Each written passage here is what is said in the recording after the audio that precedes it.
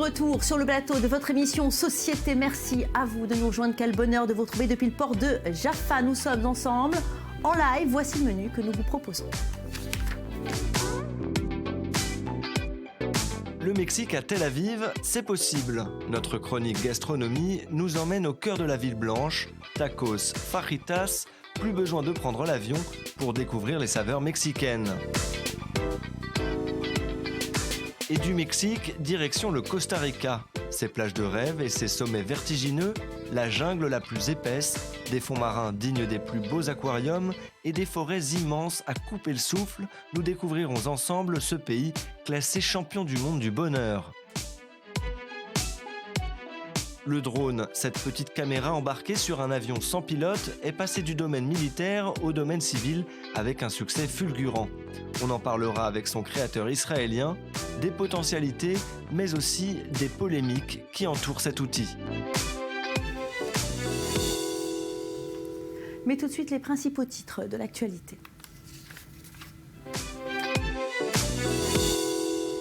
Seconde étape de sa tournée européenne, Hassan Rouhani est à Paris. Le président iranien a été reçu aux Invalides ce matin et sera cet après-midi à l'Elysée. L'objectif, resserrer les liens distendus entre les deux pays et surtout signer de nombreux contrats. Afrique, l'ex-président ivoirien Laurent Gbagbo plaide non coupable devant la Cour pénale internationale alors que son procès s'ouvre. Il est accusé de crimes contre l'humanité 5 ans après la crise post-électorale qui s'était soldée par la mort de 3000 personnes en Côte d'Ivoire. Après sa démission hier, Christiane Taubira a quitté son ministère et le gouvernement à bicyclette en route vers une primaire à gauche. Les frondeurs et écolos en sont persuadés, même si elle affirme que non. En Israël, un nouveau blessé grave dans un attentat au couteau hier soir au nord de Jérusalem. Un Palestinien a poignardé un civil israélien dans le cou à plusieurs reprises. L'homme est toujours entre la vie et la mort.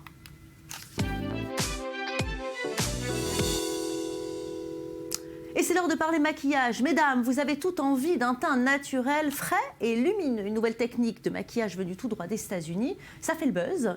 Toutes les blogueuses se l'arrachent. Ça s'appelle le strobing. Bonjour Yael Arboun, bienvenue. Bonjour, vous allez nous expliquer tout de suite cette nouvelle tendance 2016. Ah oui, et j'étais impatiente de vous en parler. Donc le strobing, qui est basé sur la lumière, sur le visage, bien sûr. En fait, ce sont des points stratégiques à placer sur le visage. Je vais vous le montrer d'ailleurs tout à l'heure avec Cassandre. À contrario du contouring. Vous avez déjà entendu parler du contouring, Valérie?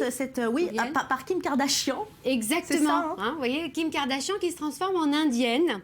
Alors, c'est pas évident à le faire toute seule, le contouring. C'est une super technique. En revanche, toute seule dans sa salle de bain, un peu compliqué. Je vous conseille, mesdames, d'aller voir une professionnelle. Pour revenir au strobing, le strobing est basé sur la lumière et j'ai envie de vous le montrer tout de suite. Allez, Cassandre, on y va. tu es prête? Oui. Alors, on va prendre une poudre de soleil. Mesdames, vous avez tous une poudre de soleil dans son sac. On va prendre la base du contouring qui est basée sur les ombres. Donc, on prend, vous voyez, le front 1, 2 et 3, tout simplement. Vous voyez, hop. Donc, c'est vraiment le contour du visage. Voilà, le contour du visage, contouring. Et on essaye de faire quoi, en fait? De Alors, mettre plus de lumière, de plus travailler la de lumière? travailler la lumière. Là, on va strober Cassandre. Regardez, je l'applique sur le haut des pommettes. Regardez, vous connaissez cette technique? Alors non, je la découvre en même temps que vous. Moi, je suis très coquette, j'adore tout ce qui est maquillage, donc je suis très attentive. Alors, vous voyez, sur le haut des pommettes, on va rehausser, rebomber la pommette. On va l'appliquer sur le fond pour agrandir le front. On l'appliquera également sur l'arête du nez pour affiner le nez. Sur le menton pour repulper les lèvres. Et également au coin des yeux. Vous voyez, c'est très très simple, avec une poudre qui est nacrée, hein, j'insiste là-dessus, nacrée sur le sourcil. Vous voyez, ça prend 2 petites minutes. C'est vrai que ça donne beaucoup de lumière. De lumière. On s'en rend compte déjà. Et on n'a pas fini avec un blush qui est strobé également, un blush nacré. Fais-moi un sourire, Alors, Cassandre. strobé, ça veut dire nacré, en fait, c'est ça? Lumineux, À peu près, hein, parce qu'en fait, lumineux. la nacre accroche la lumière. Donc là, à l'américaine, on sourit et on place le blush. Regardez-moi ce blush sublime sur ces pommettes. C'est vraiment C'est idéal. un blush poudre plutôt qu'un blush crème. Exactement, là j'ai utilisé que des poudres. C'est vraiment Et idéal c'est vrai en que vous fait. n'avez pas beaucoup... Ah oui, on voit bien, hein, c'est vrai qu'elle a très bonne mine. Voilà, pour les personnes qui privilégient le nude. Donc voilà, il faut se strober. Voilà la technique du jour. Alors une fois qu'on se sent belle, eh ben, on rêve de sortie, on rêve même de voyage. C'est l'hiver, la fin de la semaine approche. Et je pense, mesdames et messieurs, que vous avez les mêmes envies que moi. Voyager, voir de beaux paysages et puis avoir chaud. Muriel Hadassa, vous nous amenez aujourd'hui au soleil. Exactement Valérie, bonjour. Je vous emmène plus exactement au Costa Rica. Et j'ai envie de vous parler du Costa Rica, non seulement pour le soleil, mais parce que j'ai envie de vous parler de bonheur. Ah, ce mot si doux qui résonne joliment au creux de nos oreilles et dont on a toutes tant besoin, eh bien on va le trouver au Costa Rica parce que figurez-vous que ce pays a été élu 2 fois champion du monde du bonheur. C'est magique, n'est-ce pas? Alors là, j'ai envie de vous dire pura vida. Pura vida. Quel accent! Oui, Bravo. j'ai eu un beau professeur. Merci Mathieu. Eh bien, pura vida, c'est tout simplement l'expression fétiche de ce pays qui décrit toute la vivacité, toute la gentillesse et pleine de vie qui déborde de ce pays. En fait, c'est une expression qui ne signifie pas simplement la pure vie, c'est une expression finalement qui ne se traduit pas, qui se vit et se pleinement. C'est une véritable philosophie de vie pour les ticos, qui est le diminutif des costariciens, et ils l'utilisent tous les jours pour vous saluer, pour vous bénir, etc. Bref. Bon, alors on l'a compris, bonheur, gentillesse des gens, tout ça évidemment ça donne envie, mais ceux qui ont besoin de sensations fortes, il y a ce qu'il faut là-bas aussi, hein, Muriel. Oui, ceux qui rêvent de vivre en tant qu'un Indiana Jones, eh bien c'est au Costa Rica qu'il faut y aller, puisque vous allez pouvoir jouer à l'Indiana Jones dans des véritables paradis sauvages. Alors oui, des paradis qui vous offrent des plages de rêve, des sommets vertigineux, une jungle, des fonds marins, des vagues extraordinaires pour les amateurs de surf, que je suis. On voit que vous êtes Juste amateur, je suis pas une bonne surfeuse, mais j'aimerais. Bref, mais le Costa Rica, c'est avant tout un pays de rencontres, un pays avec des habitants ouverts, sensibles, accueillants et chaleureux. Et on dit de vous, quand vous voyagez au Costa Rica, que vous êtes forcément un voyageur comblé et heureux. Et Encore alors, une fois. il paraît que là-bas, il y a le secret de la longévité. Je pense que Alors ce moi, ça bonheur, m'a intéressé, ça. y Alors, est expliquez-moi. pour beaucoup, parce que figurez-vous que ce petit pays d'Amérique centrale, eh bien, et qui a pour devise, attention, c'est très important, vous allez comprendre pourquoi, que vivre pour toujours le travail et la paix, eh bien, fête régulièrement ses centenaires. Alors en fait, c'était un des rares pays au monde, comme la Grèce et le Japon, où l'on observe une longue longévité, on ne sait pas Vous pourquoi. partez, Yael, vous vous Tout de entendre suite. avec beaucoup J'ai d'intérêt. oublié, là. Non, parce que vous savez qu'il paraît qu'il y a une fontaine de jouvence. Alors, est-ce qu'ils auraient trouvé cette fontaine de jouvence? Parce qu'effectivement, on découvre ces centenaires qui vivent accompagnés de leurs enfants de 90 ans. D'accord? Donc, il y a des sources d'eau chaude dues aux volcans. Donc, les volcans sont bien évidemment éteints, mais la lave ne coule plus, mais elle bouillonne encore dans les sous-sols, ce qui vous donne des bains à 40 degrés. Bref, ce qui fait que ces centenaires, peut-être s'y seraient-ils trempés dans ce bain de jouvence. Et en fait, ces centenaires, eh ben, c'est un bel exemple parce qu'ils continuent à travailler à 105 ans, Eh comme oui, le travail, c'est la santé. Don Chepe. Don Chepe, regardez-moi cette bonne bouille. Il a 105 ans, ce monsieur. Il se lève encore aux aurores pour écosser le maïs. C'est un bel exemple pour tous. Et il a des enfants de plus de 90 ans. C'est juste magique. Bon, Muriel, Oui. merci beaucoup. Yael, on prépare nos bagages. Cassandre, vous partez avec nous. Mais moi, je vous propose d'aller au Costa Rica, mais d'aller aussi découvrir un petit coin du Mexique, hein, qui se trouve en plein cœur de la ville blanche, sur l'une des artères principales de la ville, rue Bograchoff, le Mexicana, ça s'appelle. Et il propose, ce restaurant, une variété de saveurs complètes, mexicaines, authentiques, du tacos à la faritas. Plus besoin de prendre l'avion pour s'évader, en tout cas de manière culinaire, de quoi ouvrir l'appétit à l'heure du déjeuner si vous n'êtes pas encore à table. Regardez.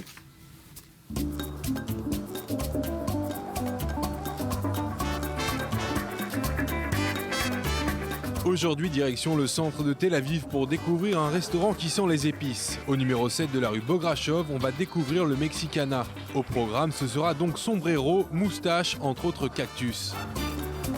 Une fois rentré, on baigne littéralement dans une ambiance mexicaine du sol jusqu'au plafond. Pour se mettre dans l'ambiance, le barman nous prépare 2 des spécialités maison avec de la tequila bien sûr. Dans la cuisine, on retrouve Michael Seydov, le plus mexicain des Israéliens. Je vais préparer des tacos pollo tinga. Ce sont des tortillas sans gluten parce que faites à partir de maïs. C'est en général ce qu'on retrouve dans les food trucks. On commence avec le guacamole sur la tortilla. On place ensuite les morceaux de blanc de poulet marinés avec des tomates rôties, de la sauce piquante et des oignons confits.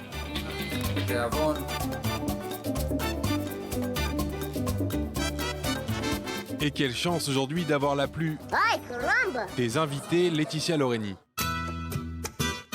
C'est très beau, ça a l'air délicieux. Toujours avec la tortilla. J'essaie de manger élégamment. Avec le guacamole, c'est incroyable.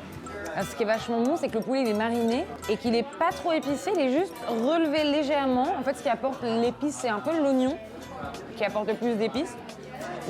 Mais c'est un plat, c'est une petite mise en bouche légère parce que c'est vraiment pas lourd. À moins qu'on rajoute plein de crème, mais comme ça, c'est vraiment pas lourd, c'est du poulet. Mais vraiment délicieux.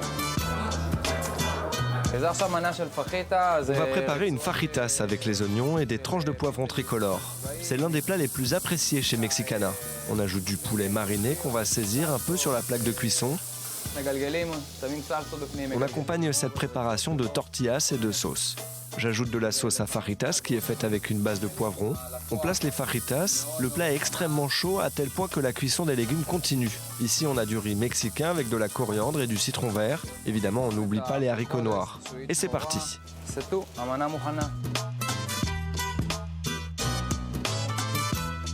Mais tu vois, quand tu penses à la cuisine mexicaine, t'as l'impression que c'est une cuisine extrêmement lourde, pleine d'haricots, de crème partout. Et en fait, la manière dont c'est cuisiné, il n'y a déjà pas beaucoup d'huile. Donc tu as vraiment le goût de la viande, le goût des poivrons, des oignons. Et après, tu rajoutes à ta sauce. Bon, il va falloir se calmer parce que je vais être pleine, moi. En dessert, on va faire une crème meringuée à la mangue. On commence par placer une crème mascarpone épaisse à la mangue au fond du verre. On ajoute ensuite des éclats de meringue au nougat et une couche de chocolat blanc. On termine avec un coulis de mangue et un nacho sucré. Donc là, on a toutes les textures qui se rencontrent. Onctueux, crémeux, croustillant et frais. Il est où le piment? Attends, restaurant mexicain, on s'attend à du piment partout. Hein. C'est vrai. Donc, on a mangé copieusement. C'est un vrai dîner d'hiver, disons. Et voilà ce dessert qu'il fallait vraiment partager parce que le dessert, contrairement à ce qu'on a mangé précédemment, est plutôt lourd. Même si il est quand même très frais, ça reste quand même difficile à manger ça tout seul. Mais c'est pas grave, tant mieux. Des tacos au poulet pour 15 €, une fajitas à 16 €, un dessert mangue chocolat blanc à 8 €. Un total de 39 € donc. Si une envie d'exotisme traverse vos papilles, Mexicana est une alternative recommandée. Avec un budget maîtrisé, c'est une bonne occasion de voyager à travers les saveurs piquantes d'Amérique.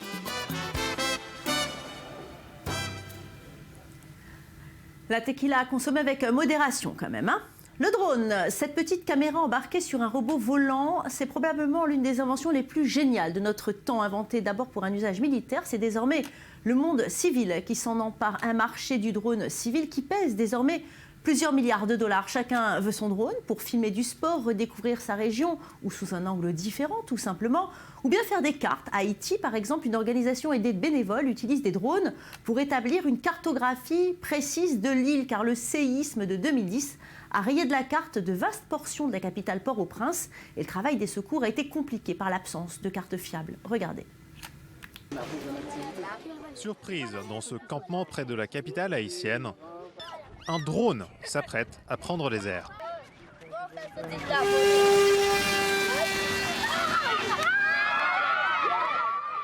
L'engin prend des photos le long d'un parcours prédéfini. Le but, cartographier les rues de la bourgade, ce qui n'a jamais été fait auparavant.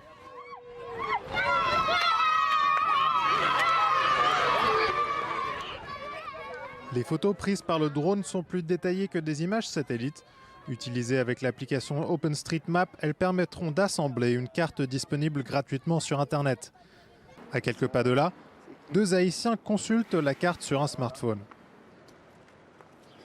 C'est toute notre première expérience, c'est un petit peu difficile, mais je pense qu'au fil du temps, on va arriver à mieux comprendre et ce sera plus facile. Mais si un jour rues et commerces seront clairement identifiés et géolocalisés, L'une des missions des instructeurs sur place consiste à apprendre aux Haïtiens à lire ces cartes. Dans leur formation, on les fait d'abord dessiner la zone dans laquelle ils habitent, avec leur maison, leur eau. C'est vraiment intéressant de voir comment ils arrivent à comprendre qu'une carte est finalement rien d'autre qu'une représentation de l'espace. Lors du séisme de 2010, l'absence de cartes détaillant les nombreuses ruelles de Port-au-Prince a compliqué le travail des sauveteurs. Aujourd'hui, comprendre la géographie des lieux est indispensable à la reconstruction. 5 ans après le tremblement de terre, on essaie d'utiliser les cartes non plus dans un contexte d'urgence, mais pour créer du développement durable et socialement positif pour Haïti. C'est pour ça qu'on forme les jeunes. Une petite révolution qui ne concerne pas que Haïti. La Croix-Rouge et Médecins sans frontières encouragent désormais les utilisateurs Internet à se servir d'OpenStreetMap pour aider à cartographier d'autres pays en développement. Et pour parler du drone, Marie Semelin, bonjour. Marie, vous avez donc préparé ce dossier. Et David Harari, bonjour. Vous êtes considéré comme le père du drone moderne. Un grand merci d'avoir accepté notre invitation. Et d'abord, cette question. Nous avons vu dans le reportage l'une des utilisations civiles du drone. Est-ce que vous pensiez, lorsque vous avez créé ce drone, que ça allait prendre une telle ampleur, à la fois sur ce type d'usage et sur le caractère mondial? Écoutez, je vais vous faire un aveu. Nous avons commencé donc toute l'activité des drones en 1977 en Israël, après la guerre de Kippour. Et en 1979, le conseil d'administration des industries aérospatiales m'a demandé de présenter ma vision du développement des drones en Israël. À ce moment-là, c'était un petit avion, etc. Et donc, d'une manière très théâtrale, j'ai intitulé ma vision de l'an 2000. Parce qu'en 1977, 2000, c'était très loin. Et donc, j'avais présenté le domaine civil. Nous pensions déjà qu'il y aurait des applications en 2000. Eh bien, 2000 est arrivé. Nous sommes en 2016. Et tout ce que j'ai marqué dans le rapport n'est pas encore réalisé. Pourquoi ? Ce qui se réalise aujourd'hui dans le domaine civil, ce sont des petits avions.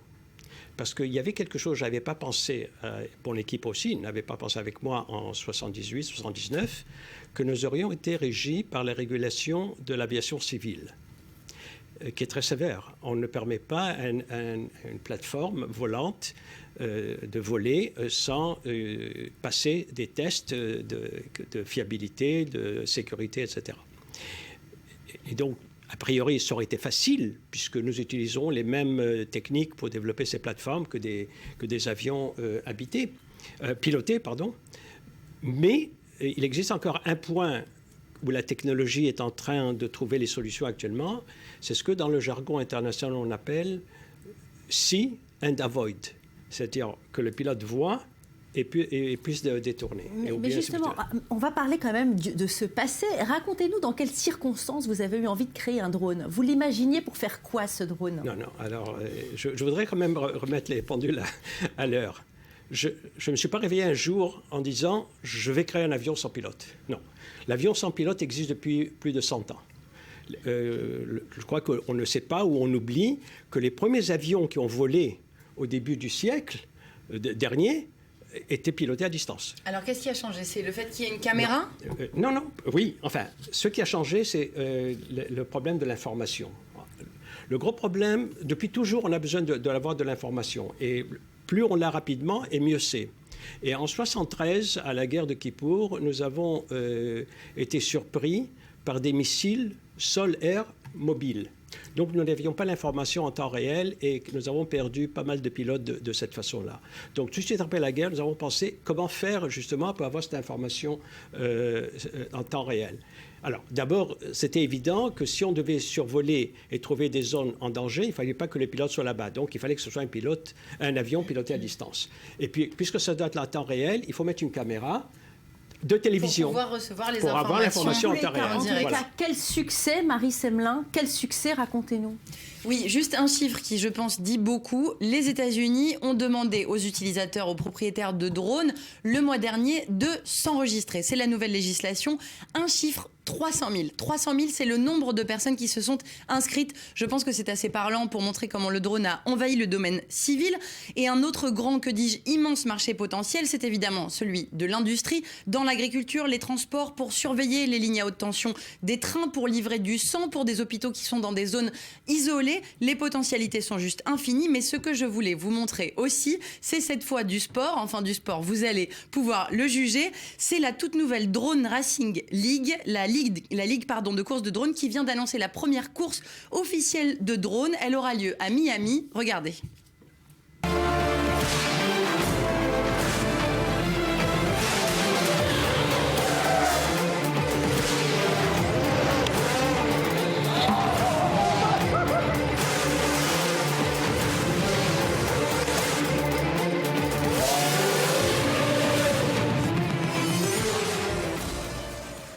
Alors David Harari, vous avez travaillé toute votre vie en recherche et en développement. Est-ce que vous pensez que l'État hébreu est toujours numéro 1 sur le drone militaire ? Oui, nous sommes toujours, tout simplement parce que malheureusement, nous sommes obligés de l'utiliser.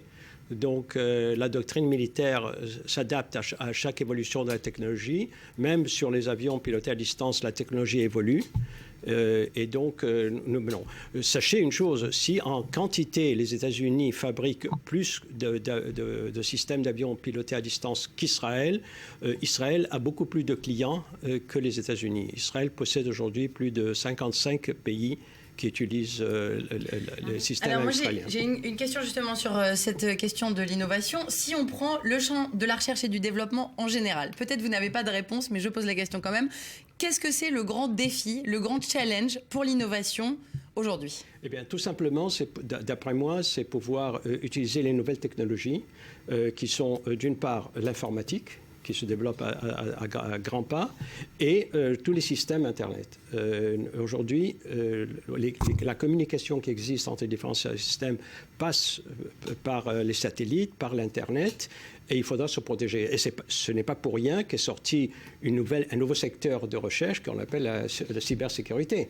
C'est tout simplement pour pouvoir nous protéger sur tout ça, parce que demain, nous serons tous reliés par l'Internet. Demain ou aujourd'hui ? Est-ce que la cyberdéfense, aujourd'hui, elle est effective ?